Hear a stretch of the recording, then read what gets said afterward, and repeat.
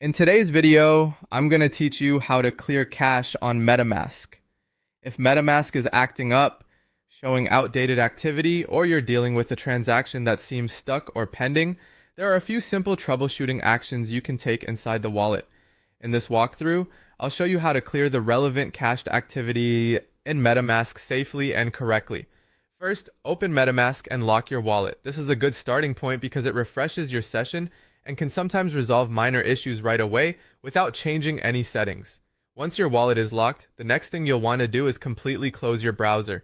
Make sure it's fully shut down, not just minimized or left running in the background. After that, reopen your browser and launch MetaMask again. In some cases, that restart alone is enough to fix temporary glitches. So before trying anything more advanced, it's always worth doing this quick reset. If MetaMask is still having issues after restarting, open the extension again and go to the menu icon.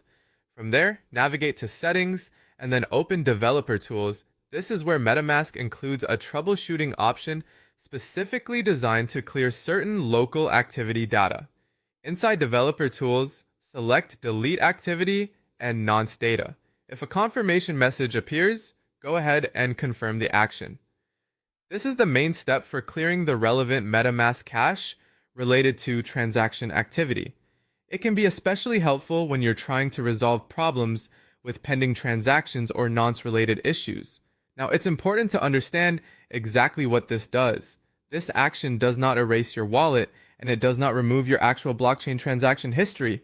Your on-chain records remain unchanged because those live on the blockchain itself. What this clears is MetaMask's local activity and nonce data for the currently selected network only. That means it's a troubleshooting tool, not a full reset.